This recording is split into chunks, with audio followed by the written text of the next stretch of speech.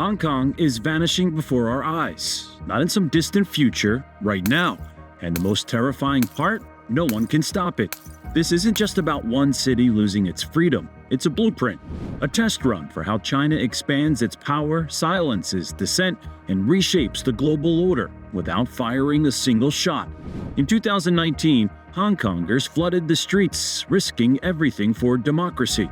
Today, the streets are silent. Protest leaders? Jailed or exiled. Opposition politicians? Disqualified. Free press? Crushed. In November 2024, China made its next move, sentencing 45 activists to 10 years in prison. Their crime? Trying to hold the primary election. Not terrorism, not violence, voting. And the world? Watching, doing nothing. But this isn't just about Hong Kong, it's about what happens next. The same tools Beijing used to dismantle Hong Kong, surveillance, censorship, lawfare, are already spreading worldwide. According to Freedom House, at least 36 countries have adopted Chinese-style digital authoritarianism. When Britain handed Hong Kong back to China in 1997, they thought they'd secured guarantees. One country, two systems was supposed to last until 2047. Beijing had other plans. Now the question is, how do you erase a global financial hub without triggering international intervention?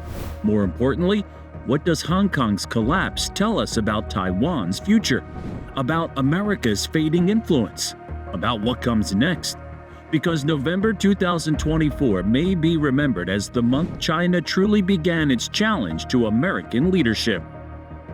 Hong Kong and mainland China are as different as two places sharing a border can possibly be. Stepping from Shenzhen into Hong Kong isn't just a geographic shift. It's like entering another world entirely. The two regions operate under vastly different financial, legal, and cultural systems, creating a divide that is both stark and deliberate. One of the most telling signs of this separation? Their passports. Hong Kongers carry their own passports, granting them visa-free access to 172 countries, far more than the 90 countries accessible with a mainland Chinese passport. This isn't just a bureaucratic difference. It reflects Hong Kong's historical autonomy and its deep-rooted international connections. Even the internet tells a story of contrast. In Hong Kong, information flows freely, with unrestricted access to global websites and independent media. Just across the border, China's infamous Great Firewall keeps citizens locked into a censored digital reality. Astonishingly, it's easier for an American or Brit to visit Hong Kong than it is for a mainland Chinese citizen. China has built a paradox, where foreigners have freer access to part of China than its own people do. But these surface-level contrasts pale in comparison to the fundamental difference: governance. China is a communist state under an autocratic government. Hong Kong, by contrast, operated as a free market capitalist economy with a Western-style democracy, rooted in English common law. For decades, this one country, two systems model created an uneasy balance. But an inherent contradiction lurked beneath the surface. How long could a democratic enclave thrive with an authoritarian superstate? Beijing had always sought to tighten its grip, but it needed to move strategically. Dismantling a democratic system without triggering an international crisis required patience, a slow, step-by-step process designed to outlast global attention. But in 2019, Beijing's patience ran out. It started with something seemingly minor, an extradition bill framed as a way to close a legal loophole. The case was straightforward. A Hong Kong man murdered his girlfriend in Taiwan but couldn't be extradited because there was no formal extradition agreement. The government proposed a change that would allow extraditions on a case-by-case basis to any jurisdiction, including mainland China. But Hong Kongers immediately saw the real danger. This wasn't just about one criminal case, it was a Trojan horse. If passed, the law would give Beijing the power to seize and prosecute anyone in Hong Kong under China's opaque legal system, where the conviction rate is an astonishing 99.9%. The response was unprecedented. Over 2 million people, more than a quarter of Hong Kong's entire population, took to the streets. Remarkably, they won this battle. The government withdrew the bill. Beijing, however, refused to accept defeat. In June 2020, China's National People's Congress bypassed Hong Kong's legislature entirely and imposed a sweeping national security law.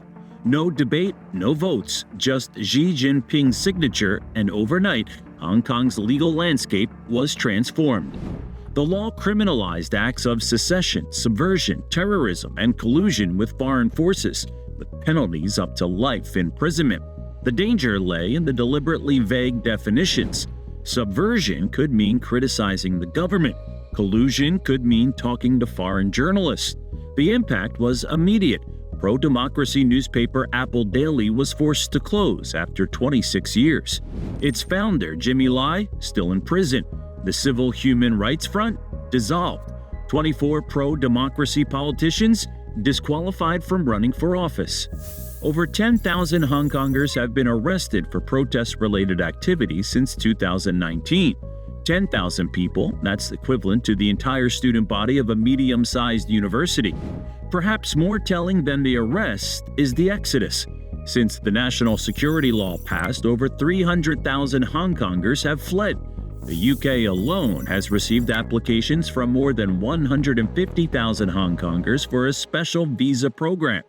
Those leaving aren't random citizens, they're doctors, lawyers, journalists, tech entrepreneurs, the very people who built Hong Kong into a global powerhouse. When 250,000 of your most talented citizens abandon ship, the long-term implications are devastating. But the plan extends beyond crushing dissent. Beijing needed to make sure Hong Kong would never challenge them again, so they rewrote the system. Hong Kong's electoral structure was always complex, but now it's a maze with only one exit, straight to Beijing's control. The chief executive isn't chosen by the people, but by a 1,500-member election committee packed with pro-Beijing loyalists. Many of these aren't even individuals. They're corporations with direct ties to mainland China. For years, this system was rigged in Beijing's favor. But after the 2019 protests, they abandoned all pretense of fairness. In 2021, they rewrote the rules, effectively ending democracy in Hong Kong. Previously, half of the Legislative Council was directly elected. Now, just 22 out of 90 seats. The rest filled by Beijing's hand-picked insiders and special interest groups. But the most insidious change? No one can run without China's approval. Every candidate must now pass a national security screening, where any history of criticizing Beijing, joining protests, or supporting democracy means automatic disqualification. How extreme is this vetting? In 2022, a Hong Kong official confirmed that simply liking a social media post supporting sanctions against China, even years ago, could end a political career. Your entire digital footprint is scanned for any sign of disloyalty. The results were as predictable as they were devastating. In the 2021 election, pro-Beijing candidates won 89 out of 90 seats. Voter turnout collapsed to 30.2%, the lowest in Hong Kong's history. As Leo, a former protest organizer who fled to Taiwan, told Reuters, "It's not an election anymore, it's just a selection." Even the one non-Beijing candidate who scraped through, Tik Chi-yun, won by just 15 votes after proving he was sufficiently patriotic, a token opposition carefully curated to maintain the illusion of democracy. And how does Beijing justify all this? Stability. Hong Kong could not continue with the chaos of 2019, argued Regina Ip, a pro-Beijing legislator in a March 2024 interview. Strong medicine was needed, but that medicine has killed free expression in every corner of Hong Kong society. In January 2024, the Foreign Correspondents Club of Hong Kong canceled its annual Human Rights Press Awards, an event it had hosted for 25 years, out of fear of violating the national security law. When international journalists are too scared to even discuss human rights, freedom has effectively vanished. Beyond political restructuring, Beijing is physically binding Hong Kong to ensure it can never break free. Think of it as a spider weaving a web. Each strand might seem insignificant, but together they form an inescapable trap. The $20 billion Hong Kong-Zhuhai-Macau Bridge isn't just an impressive engineering achievement. It's a political statement permanently tying Hong Kong to the mainland. More alarming is the West Kowloon Railway Station. Part of this station, built on Hong Kong soil, is governed by mainland Chinese law. Chinese police operate there. Chinese courts have jurisdiction there. It's essentially mainland Chinese territory transplanted into the heart of Hong Kong. This isn't merely symbolic, it's strategic. By placing mainland jurisdiction inside Hong Kong, Beijing has created a legal precedent. The border isn't just being erased physically, it's being dissolved legally. Erasing Hong Kong's political identity wasn't enough. Beijing needed to reshape its culture, too. The Hong Kong Palace Museum, opened in 2022, tells the story clearly. Instead of celebrating Hong Kong's unique heritage, it showcases Beijing's imperial treasures. The message? Hong Kong's identity matters only in relation to China. Even COVID-19 became a tool of control. While the rest of the world moved on from the pandemic in early 2023, Hong Kong clung to mainland-style restrictions, despite devastating economic consequences. At first, Hong Kong handled the crisis independently and effectively. Using its own medical expertise, it contained the virus while avoiding China's harsh lockdowns. The result? One of the world's lowest death rates and a still functioning economy.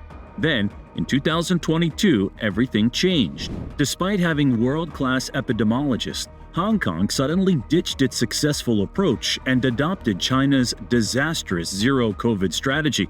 Mandatory quarantines, mass testing, contact tracing apps identical to China's. Experts warned the measures were unsustainable. They were ignored. The government prioritized reopening its border with China, but the ongoing spread of the virus on both sides created a catch-22.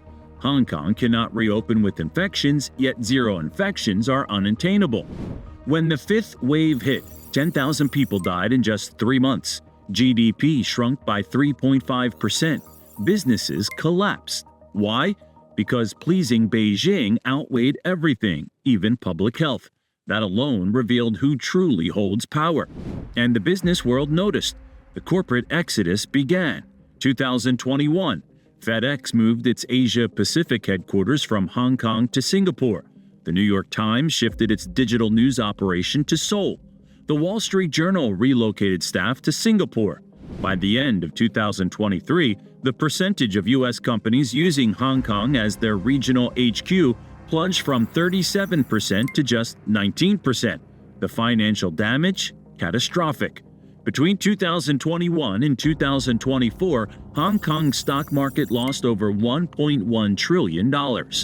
Property values fell 15% in 2023 alone. HSBC, long synonymous with Hong Kong, moved key executives to Singapore and London. By February 2024, Singapore overtook Hong Kong in the Global Financial Centers Index for the first time ever, scoring 25 points higher in regulatory transparency. A financial powerhouse built over decades has been crippled in just a few years. And for American financial interests, the stakes couldn't be higher. Hong Kong isn't just losing its freedom, it's becoming a financial and technological black hole. As of 2023, U.S. financial institutions have over $90 billion invested in Hong Kong. Investments now facing unprecedented political risk. Major U.S. banks like J.P. Morgan and Goldman Sachs have quietly begun contingency planning to scale back operations. And it's not just finance. Tech giants are under fire too. In January 2024, China's cybersecurity regulator announced that all data leaving Hong Kong would now be subject to the same restrictions as mainland China. Overnight, the city lost its status as a safe harbor for digital information. Apple, Google, and Microsoft already relocating their server infrastructure out of the city. This isn't just about politics, it's about predictability. Businesses can navigate tough regulations as long as they're clear and consistent. What they can't manage is uncertainty. And under Beijing's grip, Hong Kong's regulatory environment has become increasingly unstable. The U.S. has been warning about these risks for years. In July 2020, after Beijing imposed the national security law, the U.S. revoked Hong Kong's special economic status, treating it the same as mainland China for trade and economic purposes. Since then, government advisories have repeatedly cautioned businesses about the growing risks of operating in Hong Kong as China tightens its grip. A March 2024 Wall Street Journal report reinforced this concern. Hong Kong poses a growing risk for businesses as Beijing's influence expands. But this isn't just an economic shift, it's a cultural transformation. Cantonese, once Hong Kong's dominant language, is slowly being erased. In 1997, fewer than 20% of schools taught Chinese and Mandarin. By 2022, over 70%. The shift is clear. Mandarin isn't just replacing Cantonese, it's replacing Hong Kong's cultural autonomy, and the transformation doesn't stop there. In 2021, Beijing introduced a patriotic education curriculum. The focus? National security and loyalty to China. Critical thinking about the government? Gone. The Tiananmen Square massacre? Forbidden. Hong Kong's pro-democracy movement? Erased. Books deemed subversive? Purged from public libraries. Teachers have been fired for discussing Hong Kong's political situation. Professors now self-censor to avoid career-ending consequences. In 2023, a Hong Kong Public Opinion Research Institute survey found that 62% of teachers admitted altering their curriculum due to political pressure. This isn't education, it's indoctrination. Beijing isn't just controlling the present, it's shaping the next generation to identify as Chinese first, Hong Kongers second. But the most ominous part of Hong Kong's transformation? It's just the beginning. Beijing long promoted the one country, two systems model as the template for Taiwan's eventual reunification. Hong Kong was supposed to prove that integration with China could work. Instead, it has become a warning. In January 2024, Taiwan's presidential election saw the pro-independence Democratic Progressive Party, DPP, win a historic third consecutive term. Why? Because Hong Kong's collapse was the perfect cautionary tale. President Lai Ching-te didn't mince words. He pointed to Hong Kong's fate as proof that Taiwan must maintain its independence. And the numbers tell the same story. According to Pew Research's 2024 survey, support among Taiwanese for any form of unification with China has collapsed to just 5%, down from 15% in 2019. Today's Hong Kong, tomorrow's Taiwan has become a rallying cry, but not the way Beijing intended. And China's response? Escalation. In March 2024, Xi Jinping warned that Taiwan independent separatism is the biggest obstacle to national reunification and promised that reunification will surely be realized. Notably, Xi omitted the customary references to peaceful reunification that typically accompanied such statements. This escalating tension places America on a potential collision course with China. While the United States maintains officially ambiguous language regarding Taiwan's defense, recent actions speak volumes. The 2023 National Defense Authorization Act included $10 billion in security assistance for Taiwan. The Pentagon's Advantage at Sea strategy explicitly prioritizes countering Chinese aggression in the Taiwan Strait.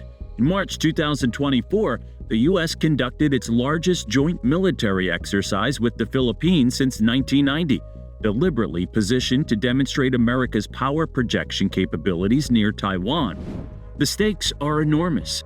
A RAND Corporation wargame simulation from 2023 estimated that a Taiwan conflict could cost the U.S. economy $10 trillion in the first year alone, with military casualties potentially exceeding 50,000 American personnel. The global economic impact would surpass anything since World War II. Hong Kong's fate has catalyzed a fundamental security realignment throughout the Indo-Pacific region, creating what military analysts now call the Great Pacific Hedge against Chinese expansion. Look at the dramatic shift in Japan's posture.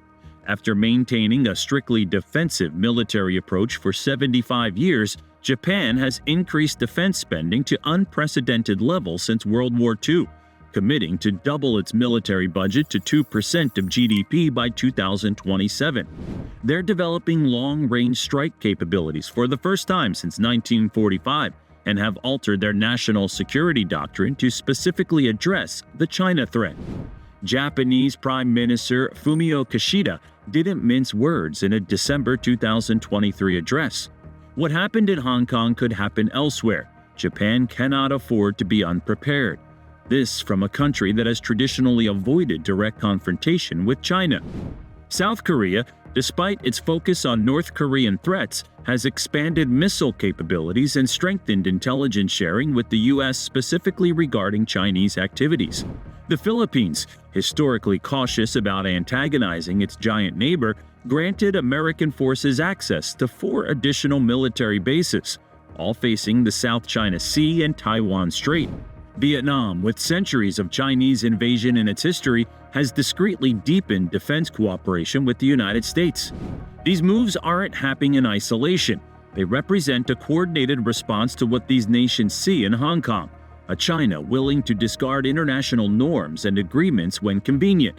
Australia, the UK, and the US formed the AUKUS Security Pact in direct response to China's growing assertiveness. Under this agreement, Australia will acquire nuclear-powered submarines, technology the US has shared with only one other nation in history. European powers are increasingly engaged in the region. France and Germany have stepped up naval deployments in the South China Sea. NATO's 2023 strategic concept identified China as a systemic challenge for the first time in the alliance's history. The World Economic Forum's 2024 Global Risks Report identified the Taiwan Strait as the world's most dangerous geopolitical hotspot, directly connected to China's demonstration in Hong Kong that international agreements are disposable when convenient. For the United States, Hong Kong's transformation represents a catastrophic intelligence setback. For decades, Hong Kong served as America's primary listening post into China, a place where diplomatic, business, and intelligence connections could be cultivated.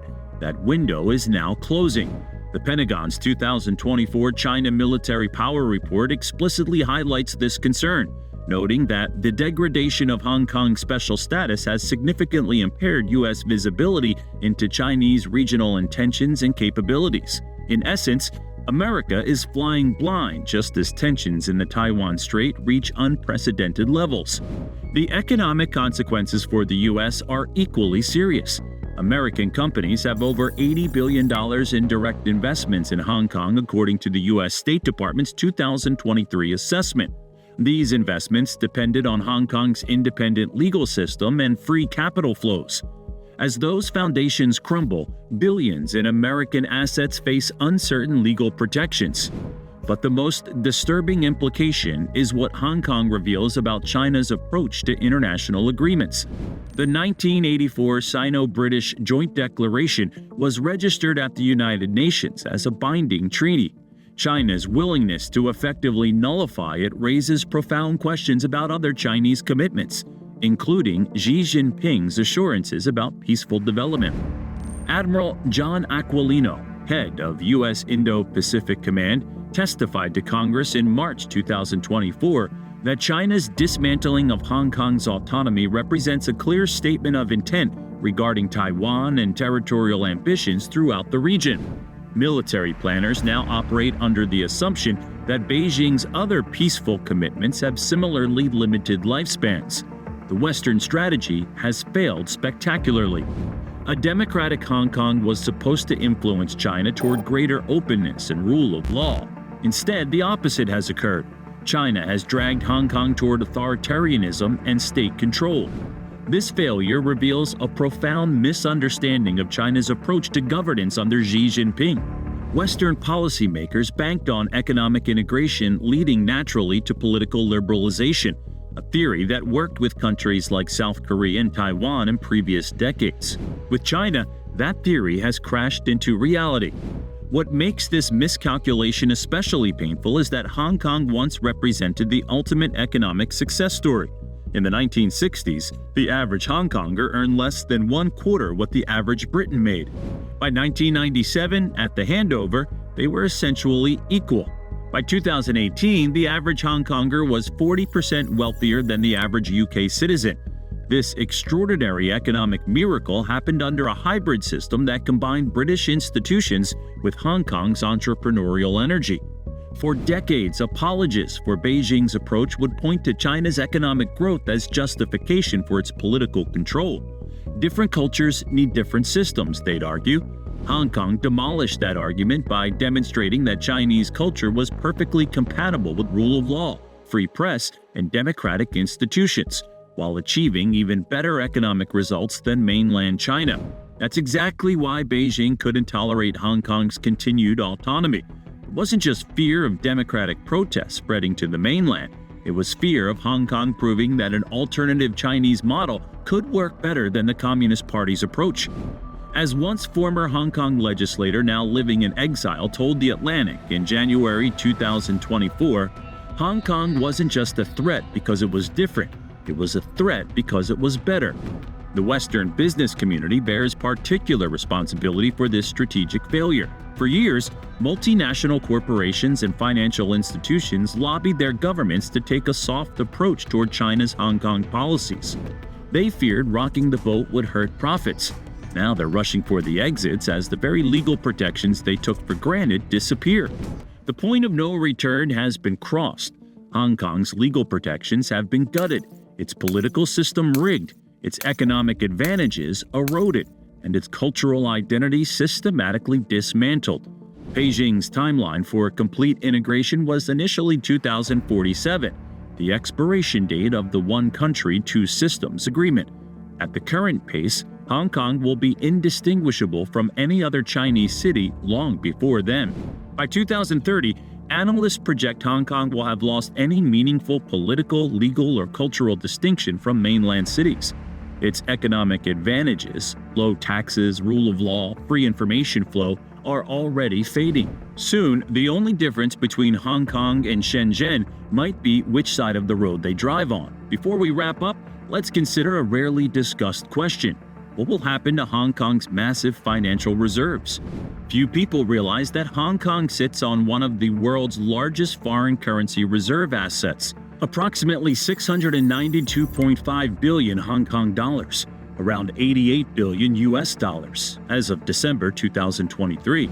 That's a substantial amount relative to the city's annual GDP, making it one of the wealthiest governments on Earth relative to its size. These reserves were built up over decades of prudent fiscal management under British rule and the early years of autonomy. As Beijing consolidates control, what happens to this treasure chest? Already, spending patterns have shifted. In recent years, Hong Kong has significantly increased spending on national security infrastructure, including expanded police facilities, surveillance systems, and specialized courts for handling security cases. This represents a notable increase in security spending compared to pre-2019 levels. Hong Kong's reserves represent the accumulated wealth of generations of Hong Kongers. As the city's autonomy vanishes, control over this enormous sum effectively transfers to Beijing, a financial windfall that has received surprisingly little attention. It's a sobering reminder that what's happening in Hong Kong isn't just about politics or identity. It's also about resources, power, and money. Lots of it. So what do you think? Is Hong Kong's fate sealed, or might international pressure still make a difference? What lessons should Taiwan and America draw from this playbook of systematic control? And could Hong Kong's transformation be the first step in a broader challenge to the international order that has governed the world since World War II? Let us know what you think in the comments below. Don't forget to like our video and subscribe to our channel for more great content. Thanks for watching.